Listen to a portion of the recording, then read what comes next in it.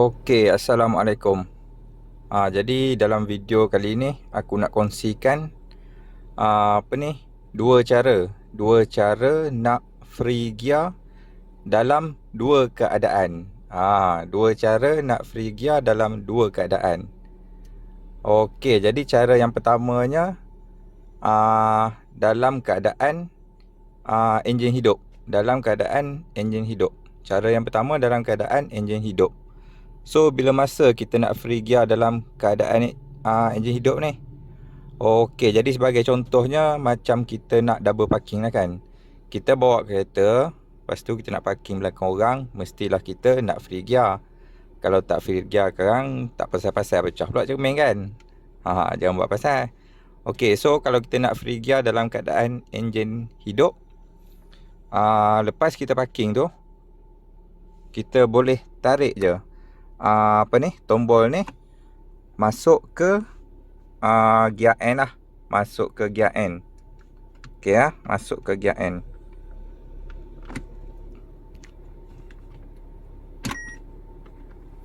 Okey, dah masuk ke gear N.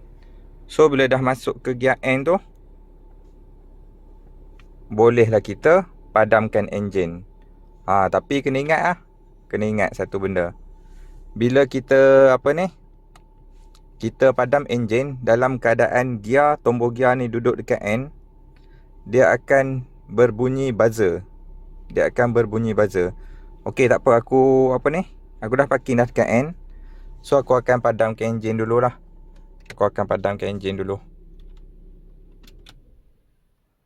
Okey, so bila gear dekat N, kita padam enjin, dia sepatutnya berbunyi buzzer lah. Tapi aku tak pastilah kereta ni kenapa tak berbunyi. Pelik jugalah kan. Preview ni perangai macam-macam. Nak kata buzzer tu rosak, aku reverse okey je bunyi. Sebelum ni memang bunyi lah. Kalau kita padam enjin dalam keadaan gear N, dia mesti akan bunyi buzzer. Dan yang keduanya, dekat meter, kalau korang boleh tengok, dia akan naik satu indikator. Sekejap aku zoom dulu. Tunggu sekejap. Okay, nampak dia tulis shift to P. Sekali lagi, tu. Shift to P. So, bila padamkan enjin dalam keadaan gear N, dia akan berbunyi buzzer, yang pertama. Yang keduanya, dia akan naik indikator dekat meter tu. Shift to P. Tolak gear ke P. Jadi, bila naik dua benda tu, bermakna sistem elektrik kereta ni lah, dia ada arus lagi yang mengalir. Dia tak betul-betul power off. So, kalau korang biar je macam tu, lama-kelamaan bateri akan kong lah. So, nampak radio pun tak padam lagi. Jadi, kalau bunyi buzzer tu, lepas tu dia naik indikator tu, lepas kita padamkan enjin dalam keadaan gear N, kita kena buat apa? Kita kena tekan lagi sekali push start button ni. So, nampak radio dah padam. Meter pun dah padam. Okey, jadi sekarang ni tak ada masalah lah kalau kita nak tinggal kereta lama pun. So, sistem elektrik dia memang dah terpadam semualah. Yang tu kena ingat lah. So, yang ni untuk push start button lah, untuk CFE.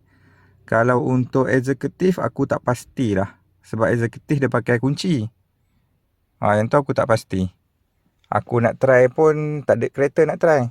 Tapi kalau korang dah pernah cuba, bolehlah korang komen. Nanti kalau ada orang baca nanti, bolehlah ada orang dapat ilmu ni kan. Okey, itu cara yang pertama. Cara free gear dalam keadaan enjin hidup. Okey. So, aku akan masuk balik ke P lah. Okey, jadi cara yang keduanya, kita nak free gear dalam keadaan enjin mati. So, enjin mati ni masa bila? Contoh dia macam mana? Kenapa nak free gear masa enjin mati? Start je lah kereta tu. Buh gear dekat N.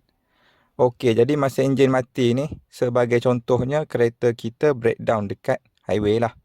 Okey, contohnya, radiator bocor, coolant tak ada, habis. So, kita boleh start kereta kan? Tapi, risiko lah. Okey, yang keduanya, minyak hitam kering. So kalau macam enjin CFE ni, enjin turbo, minyak hitam kering ni biasalah OCH kan. So kalau dah kering, kita nak start kereta tu memang risiko lah. Yang ketiganya, timing belt putus. So kalau timing belt putus, macam mana kita nak start kereta kan? Tak boleh nak start lah. Okey, jadi tu contoh keadaan dia lah. Kereta tak boleh start, tak boleh hidup, kereta mati, tapi kita nak free gear. So kenapa nak kena free gear dalam keadaan enjin mati ni? Sebabnya satu je lah sebabnya. Sebab kita nak naik towing lah. Okey, towing ni kalau jenis yang apa lah nama dia? Aku lupa lah. Yang jenis cangkuk depan tu kan. Dia cangkuk depan, dia naikkan belah depan tu kan, tayar depan tu, lepas tu dia tarik je, dia tunda je. Yang tu tak ada masalah. Kalau tak free gear pun tak ada masalah. Sebab dia angkat belah depan, tayar belakang yang pusing. Yang tu tak ada masalah. Yang ni kalau towing jenis carrier ataupun flatbed, yang jenis rata tu kan, towing tu, kalau dia nak tarik kereta kita, dia kena turun dulu. Lepas tu dia akan tarik dekat hook lah, dekat frame depan tu.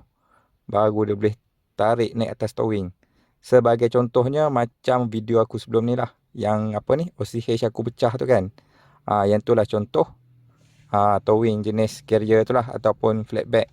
So kalau towing jenis macam tu, dia akan tarik belah depan lah.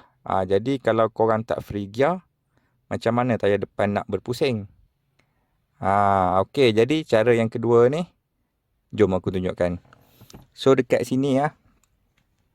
Dekat sini dia ada satu macam apa nak cakap macam butang lah sini. Dia tulis kat sini shift lock release. Untuk lepaskan lock gear ni lah. So macam mana nak buka ni, dia ada macam lekuk sini, macam ada lubang. Jadi tak payah nak pening-pening kepala. Boleh pakai je kunci. So kat sini kita congkeh dia. Okay, nampak dia dah tercabut. Jadi kunci ni kita tekan kat dalam ni. Kita tekan kat dalam ni. Kita rasa macam dia tendang. Macam ada spring. Jadi untuk free gear cara yang kedua ni, tak payah tekan brake. Tak payah tekan brake. Cuma korang kena tekan dekat dalam lubang ni. Lepas tu tombol ni kena picit lah tombol dia. Kalau tak picit, memang tak boleh tarik. Tekan dalam lubang, picit tombol, baru tarik. Okey, jom aku demo. Okey, aku tekan. Sekejap sebelah tangan payah sikit. Okey, aku tekan. Tombol aku picit. Lepas tu aku tarik. Okey, dah. Macam tu je. Okey, jadi untuk prevail ni dia special sikit lah kot. Macam korang boleh tengok. So yang ni gear dah free dah lah. Dia tak duduk dekat P, dia tak duduk dekat R, dia tak duduk dekat N. Dia duduk di antara P dengan R. Dekat tengah-tengah ni Dekat tengah-tengah ni. So ni gear dah free dah lah. Okey, jadi ada setengah kereta lah. Contoh macam kereta Mazda kan. So Mazda button dia ni, dia jenis timbul. Jadi dalam keadaan enjin mati, bila korang tekan ni, tombol gear ni korang boleh tarik bebas. Nak tarik ke R boleh, N boleh, D boleh, Sport pun boleh, nak masuk manual pun boleh. Itu kereta Mazda lah. So untuk prevail ni, walaupun kita dah tekan shift lock release ni, dia tak boleh nak pergi ke mana-mana. Dia cuma boleh pergi ke belakang P sikit je. Duduk di antara P dengan R. So ni dah dikira sebagai free gear lah ni. Okey, jadi untuk membuktikan betul ke tak betul ni, jom aku tunjukkan lah sikit. Aku nak tolak, nak tarik kereta lah. Okey jom.